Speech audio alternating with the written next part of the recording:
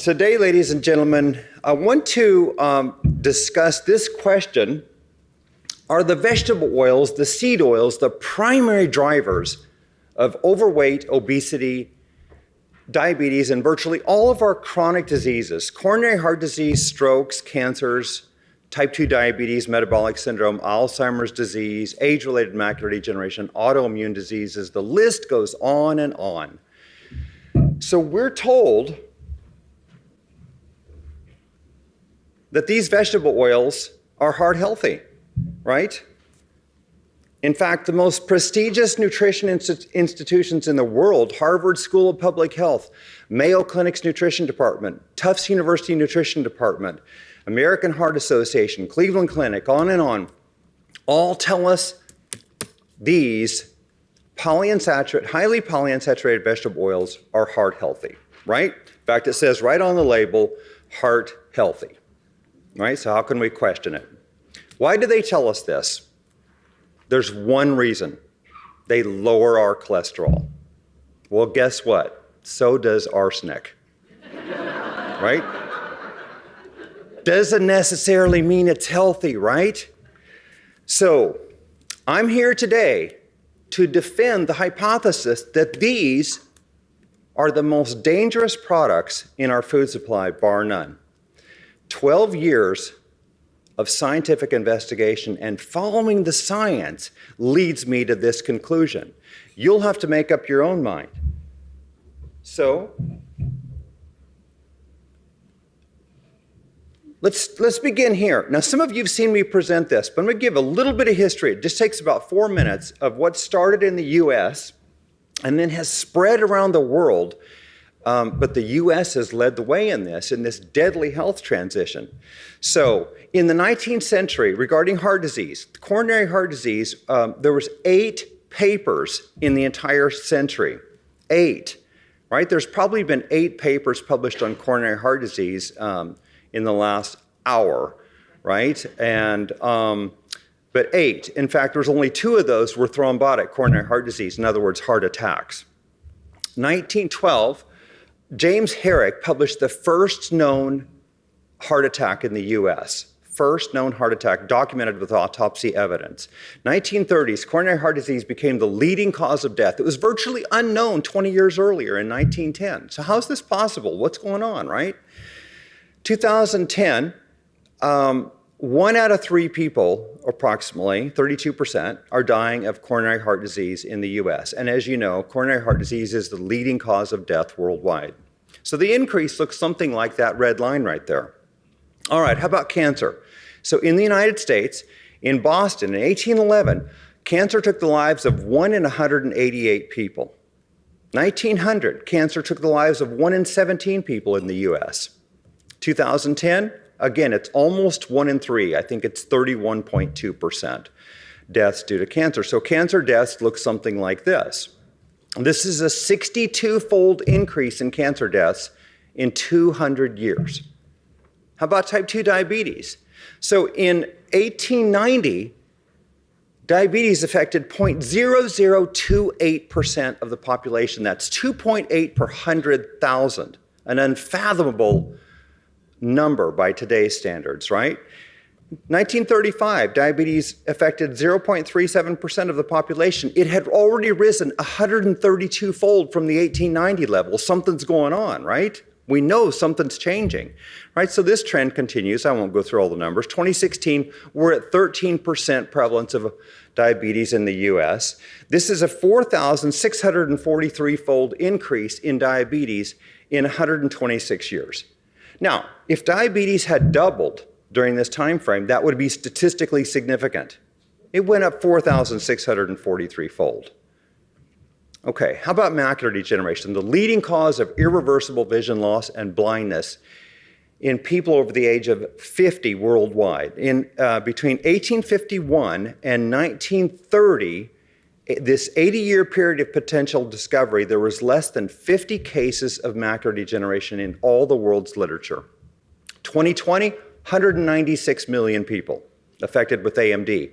As of 2004, 14 million of those people were either blind and or severely visually impaired in both eyes, all right?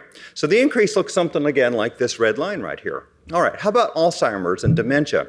So the first known case published by Dr. Alzheimer himself, 1908. I think there was 4 cases in 1910. By 1948, there was 150 cases in the world's literature. Where are we today? 2023, 55 million cases. 10 million new cases per year, 1 new case every 3 seconds. How about obesity in the United States? 19th century, Scott Allen Carson's work showed us that obesity affected 1.2% of men age 18 to 80. 1.2%. Okay? By 1960, when we all thought we were lean and fit and healthy, obesity had risen 11-fold to 13%. So this trend continues. By 1998, I think that is 30.5%, and this trend continues. We're at 42. That should be 42.5%. I'm sorry. In 2018, obesity. Right. So obesity since the 19th century has risen 35-fold in 118 years. So why?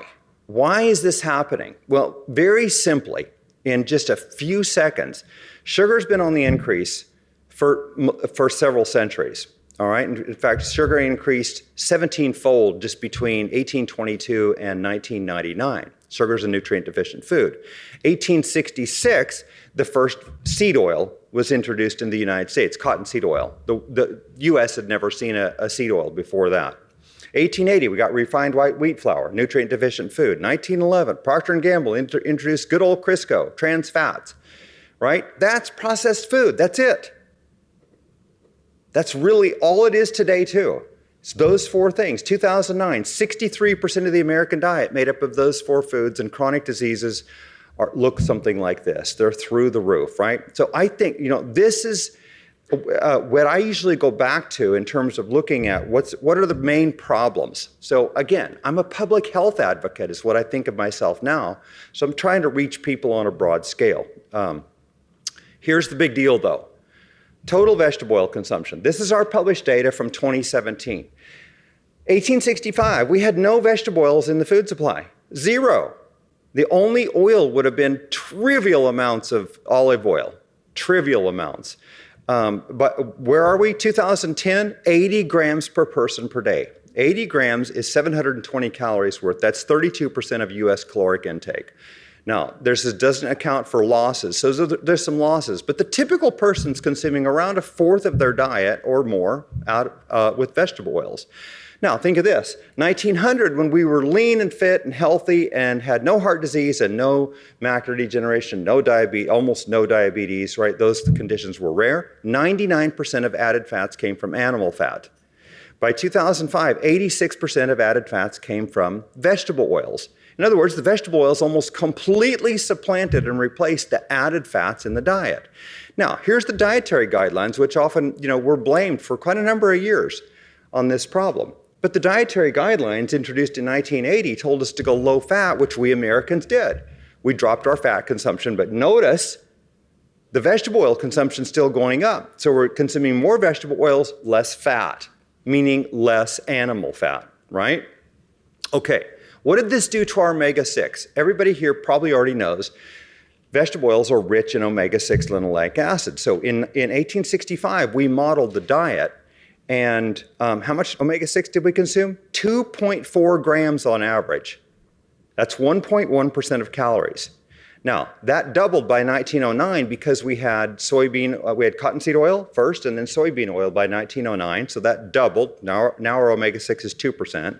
By 1999, 7% of calories in 1999 and 29 grams a day of omega-6 in 2008. That's 11.8% of calories. All right, so that's an 11-fold increase in omega-6 in about 145 years. 11-fold. Omega-6 linoleic acid, the primary omega-6 fat, was 1/90th of consumption in 1865. Where are we today in 2008? It's 1/8 of calories. So that makes this a poison. Why? Because of the dose. And we'll get to that momentarily. So a lot of Americans look like this, But their omega-6 consumption as of 2008, 11.8%. It might be higher today, right? But this means these people, it's not their fault, they're victims of our food supply. No different than the fact that the 1900 or 1910 Americans who had never had a heart attack, who didn't know Alzheimer's, who didn't know macular degeneration, who weren't obese, who weren't diabetic, they just ate what was in the food supply, right? So that's what these people are doing. What's wrong with vegetable oils? As I mentioned, they're very high in omega-6 fat, 20 to 78% typical, whereas animal fats usually run about 1 to 2.5% omega-6, all right? So these vegetable oils, they accumulate in our bodies and they become pro-oxidative, pro-inflammatory, toxic through advanced lipid oxidation end products, and nutrient deficient. They have no vitamins A, D, or K2 in any vegetable oils, even the healthy ones like coconut oil, palm kernel oil, those, and even olive oil. No vitamins A, D, or K2, right? They're missing that. This is the perfect recipe for metabolic disease and physical degeneration, period. Okay, so let's talk about 3 native traditional population studies. In 2020 at Low Carb Denver, I introduced this idea that native traditional populations, their diets contain less than 2% omega-6 linoleic acid. And because I've examined a bunch of them, I'm going to show you 3 of them today, but Western diets run 7 to 12% omega-6 because of primarily vegetable oils. There's other factors, but I won't have time to get into that. So I want to briefly mention this population. Some of you may have seen me review this before. The inhabitants of Tukasenta, Papua New Guinea, they're highlanders. They live at 6,500 to 8,000 feet. They were studied by Professor Sinnott and White out of Australia, brilliant professors who studied them for 4 years, and they found that this is what their diet was. Sweet potatoes accounted for more than 90% of their calories. They're not vegan. They would occasionally feast on pork, rarely on chicken. These guys are fit. They look good, right? And this is their diet between 1966 and 1968, 94.6% carbohydrate, 3% fat, 2.4% protein. This, I assure you, at least for me, this is the absolute highest carbohydrate, lowest fat, lowest protein diet in the world. And yet, this is what Sinnott and White found about them. In 4 years of study, there's not been a hunter-gatherer, subsistence agriculturist type study anywhere that was more comprehensive, as far as I'm aware, than this study. This is what they said. Population was lean, physically fit, and in good nutritional state, absence of obesity and hypertension, no diabetes or gout. Ischemic heart disease was rare if not absent, and they had no macular degeneration. None. Right? But I'm going to back up just for a second. If I left it right there, I need to put this in here. The fact is, they weren't in perfect shape, though. They had their dental condition was terrible. They had very poor dentition, and arthritis was common. Why? Because I think they had so little animal fat. They had so few fat-soluble vitamins, especially A and K2. I think this was a significant problem for them. But compared to us, they were healthy. Of course, they had no refined flours or sugars, and of course, no vegetable oils. No traditional population has vegetable oils. They're a product of the Industrial Revolution. So what was their omega-6? 0.6%. You won't get lower omega-6. This is critically and fundamentally important, and I'm going to hit this several times to drill this point home. Western diets, again, 7 to 12% since 1990 is where the world is. Next, let's talk about the Inuit, because they're carnivores, all right? Their diet, traditionally, seal meat and blubber, whale meat and blubber, caribou, reindeer, and then tiny, tiny amounts of vegetable food, typically just whortleberries and seaweed in their very short summer, all right? But they gorge on fat, and they're healthy, right? Just like this article says.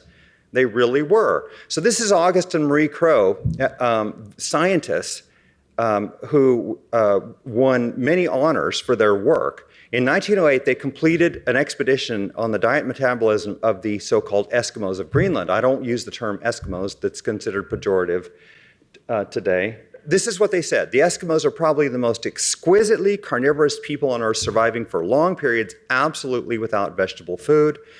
They said the diet does not appear to have any injurious effects whatever upon the people. They did not find heart disease or cancer. They made no mention of that in their studies. So here's the diet.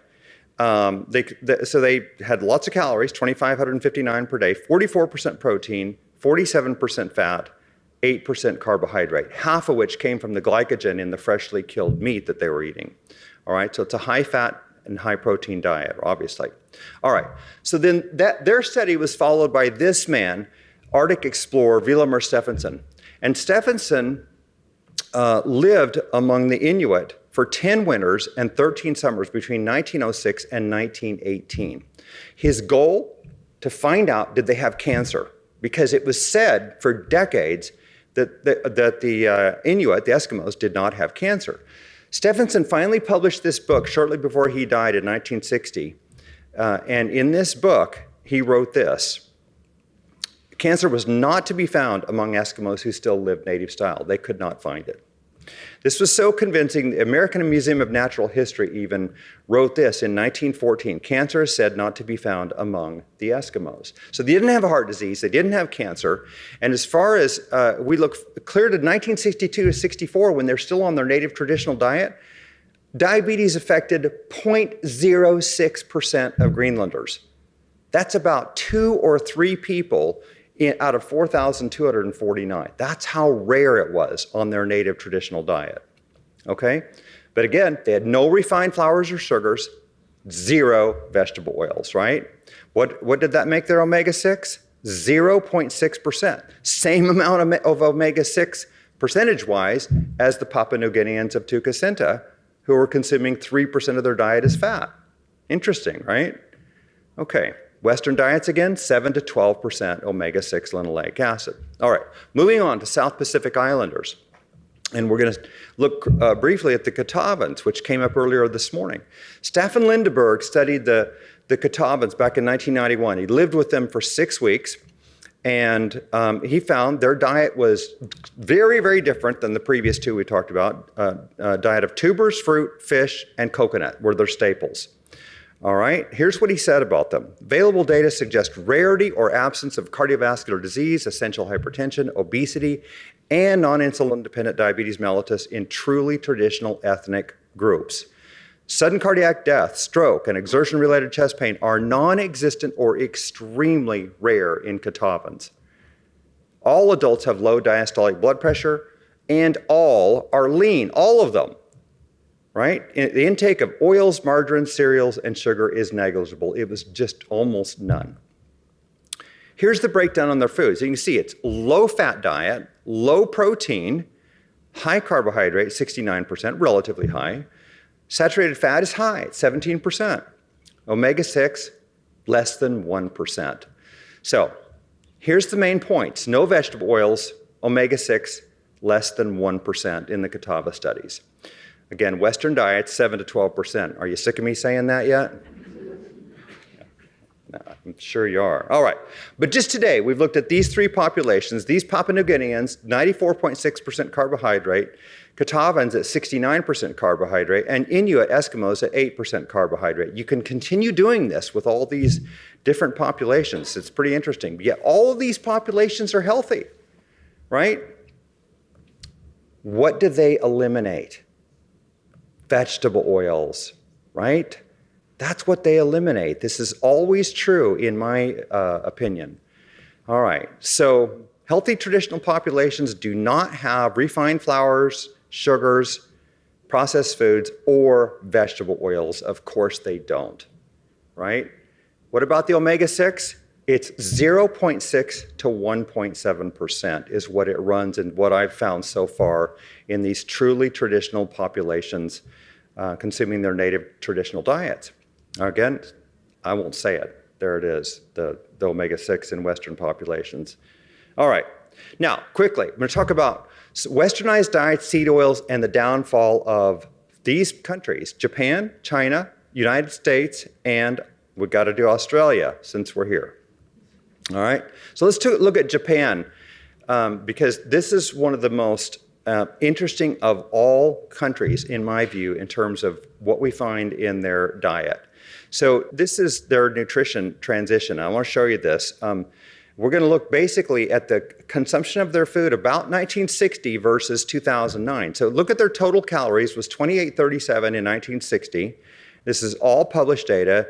By 2009, they dropped almost a third of their calories down to 1,850. Carbohydrates were high at 84% in 1960. They end up in 2009 at 56%. Sugar was at 196 calories in 1961, peaked at 384 calories in 1989, and then dropped back down to 282 calories by 2010. That sugar was down 27% between 1989 and 2010. What about the fat consumption? It was 5% in 1960 when they were healthy. In 2009, 27%. So their fat went up more than fourfold. What about the saturated fat? 7%, which is about the lowest in the developed world. All right, here's the interesting thing. The seed oils, 81 calories in 1961, increased all the way to 351 calories by 2010. So it went up 4.5-fold. And by the way, their seed oil consumption was about 2 to 3 grams in 1950, if you went back that far. That's how low they were. Now, I'm going to quickly define sugar because I get this question all the time. Will people think I'm leaving out corn syrup and high fructose corn syrup? All this data comes from the FAO, the Food and Agriculture Organization of the United Nations. Here's their definition. Added sugars include sugars added during the processing of food, such as sucrose and dextrose, foods packaged as sweeteners, such as table sugar, sugars from syrups, which would include, I've added this in, corn syrup, high fructose corn syrup, maple syrup, etc., and honey and sugars from concentrated fruit or vegetable juices. They continue on this. They state, for most Americans, the main sources of added sugars are sugar-sweetened beverages, baked goods, desserts, and sweets. So this is every kind of sugar. When I say sugar, that means everything you can add to the diet. It's not fruit sugar or vegetable sugar. It's just coming from added sugars, all right? So back to this data. Now we're gonna look at, this is just obesity in men only, all right? 16% obesity in 1977, I believe it was. And look where it climbed to, 31.2% by 2009. So obesity doubled while the calories, the carbohydrates, and the sugars all decline, right? But what's the one thing going up? And you can see, look at the vegetable oils versus the obesity. Striking correlation, right? Okay, how about diabetes? So you can see here, diabetes in 1954 in Japan, 0.02%. That's 2 per 10,000. All right, where is it in 2009? 6.9%.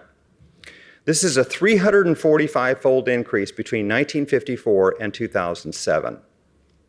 All right, but look at it. And again, this is while sugar, carbohydrates, and calories are all on the decline, right? Sugar declining since 1989. This data ends in 2007, right? But look what it's in relation to. As you know, with the vegetable oils, the one thing going up. Okay, how about breast cancer? So this is breast cancer, and we see back in 1975, breast cancer incidence was 21.7 per 100,000 people. All right, by 1999, breast cancer incidence was 101.4 per 100,000. So breast cancer went up 5-fold between 1975 and 1999, again, in correlation to the vegetable oil increase.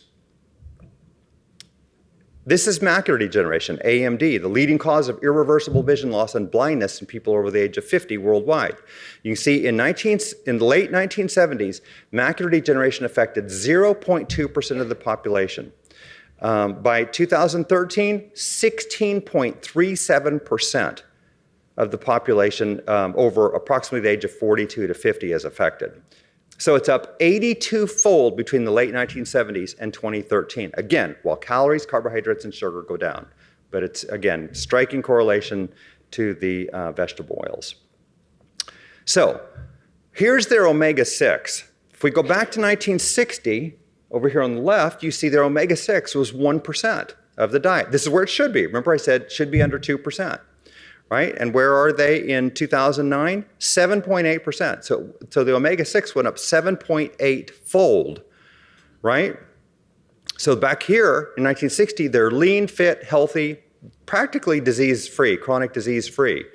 In 2009, they're riddled with overweight, obesity, diabetes, metabolic syndrome, cancer, and macular degeneration. All while the calories, carbohydrates, and sugars went down. But again, the vegetable oils in this country is the one thing going up. Let's take a look at China. This is really interesting. And again, another what I'd call nutrition experiment in nature's laboratory. That's a term I'm borrowing from Weston A. Price. Okay, first, this is China. Once again, China. Look at the overweight and obesity combined, 15.3% in 1991. This climbed to 42% in 2015. So it almost triples, right? Look at the cancer. 495 per 100,000 in 1990. This is total major cancer incidence. All right? Where does it end up? 1,587 per 100,000 in 2017. So the cancer incidence goes up more than threefold. Now, here's what's interesting. Look how low the sugar is. 2.5% of calories, 60 to 80 calories per day.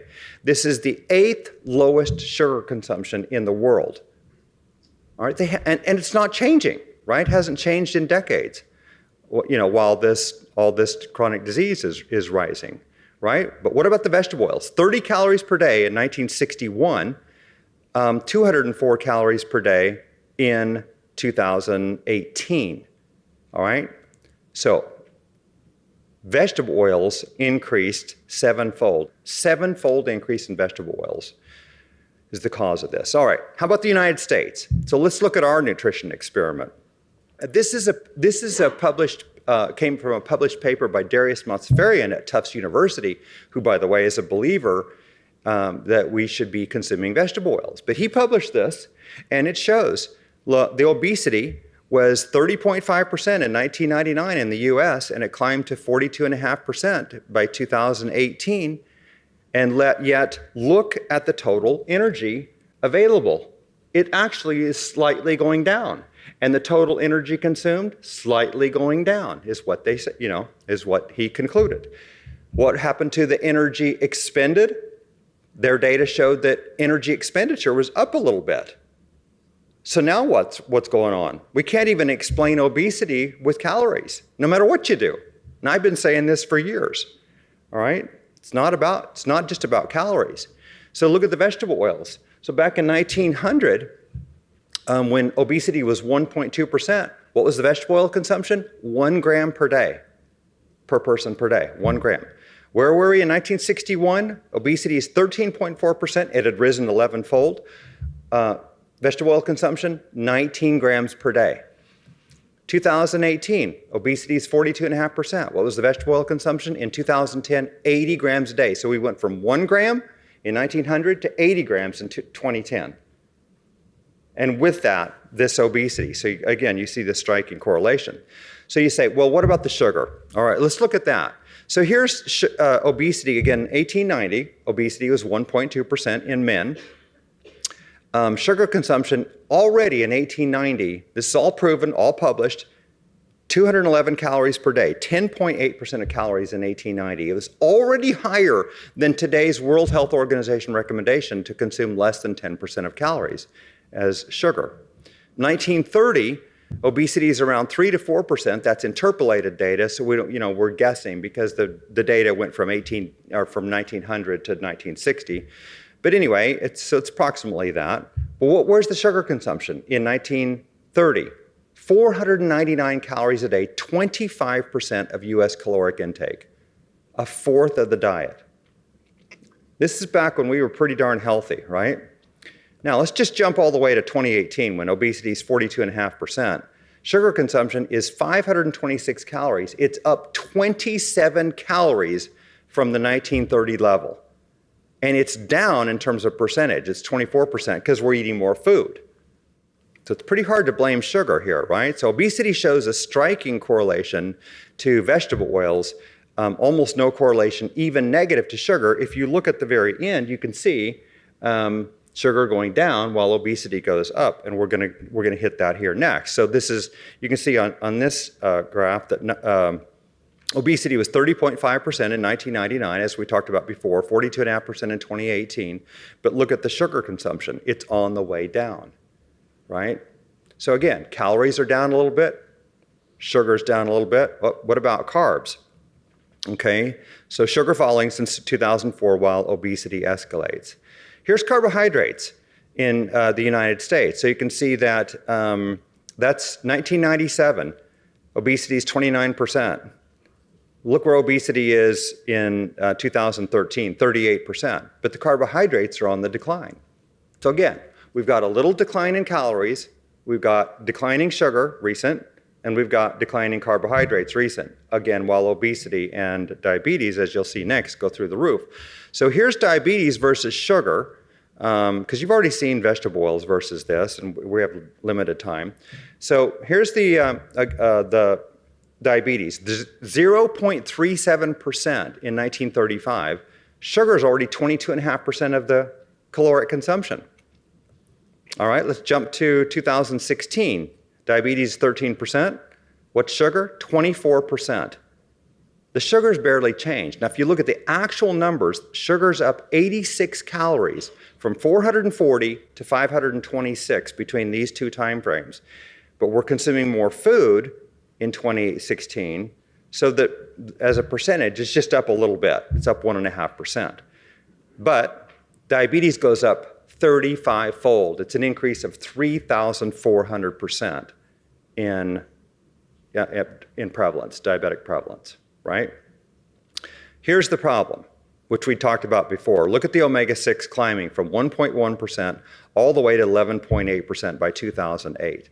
This is the problem. But we had a data analyst run a regression analysis, and because obviously sugar and vegetable oils are both climbing at the same time as obesity and diabetes, right? So the data analyst that looked at this wrote this: we assess whether this positive effect of sugar remains significant once vegetable oil consumption is adjusted for. And he wrote, in such a two-factor linear regression model, there is no significant effect of sugar consumption on the prevalence of obesity and diabetes at all. No effect once you control for the vegetable oils. He said, at the same time, vegetable oil consumption's positive effect is significant at any imaginable significance level commonly used in scientific literature, p less than 0.0001. This was done by an outside scientist, not associated with my group, our group, Eugene Antipov, PhD from Dubai. All right, let's look at Australia. This will be the last one. So first, I want to mention, here's the obesity in Australia, 9% in 1980, climbs to 31.3% in 2018. But look at the sugar, nearly a steady decline since 1961, at least for a few decades, right? And then it sort of levels off. But look at the vegetable oils. 78 calories per day in 1961, 575 calories per day in 2018. Now let's look at diabetes, and there's a short window of evidence here, but the diabetes is not as high as I would expect. 3.3% nevertheless in 2001 and 4.9% in 2018. Okay? Is it the carbohydrates though? Well, the carbohydrates, as you can see, are also on the decline while the obesity goes through the roof.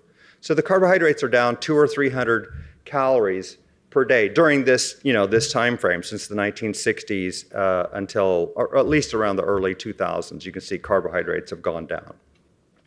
So we ran a regression analysis for Australia too. And this is the data scientist's words. We assess whether this positive effect of sugar remains significant once vegetable oil consumption is adjusted for.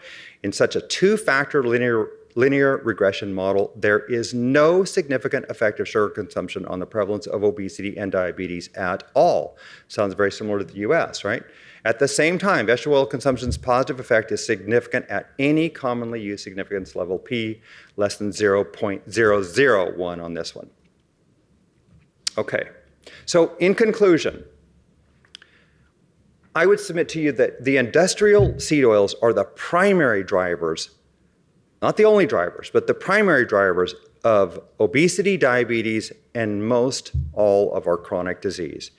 I would submit that non-processed carbohydrates, especially when they're organic and they're unmodified, do not play a role in obesity, diabetes, and most chronic disease. Refined sugars and flours, these are definitely, at the very least, nutrient deficient foods. Sure, there's a lot more to be said about that, but I think these should be greatly minimized or eliminated.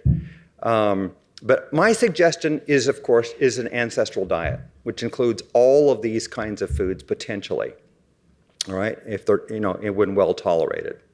All right, so, but take home point, whether you're carnivore or you're vegan, or keto or low carb or high carb or whatever you choose, or you're just an omnivore, the omega-6 applies to every single one of us. This is the most important consideration, I believe.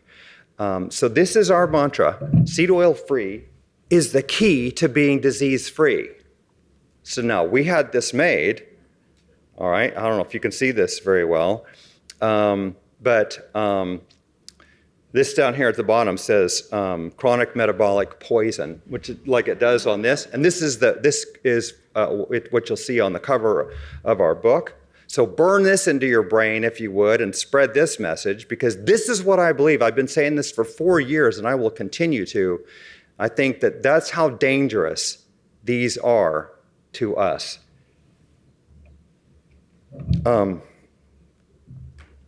This is our new book that just came out a couple of months ago, The Ancestral Diet Revolution.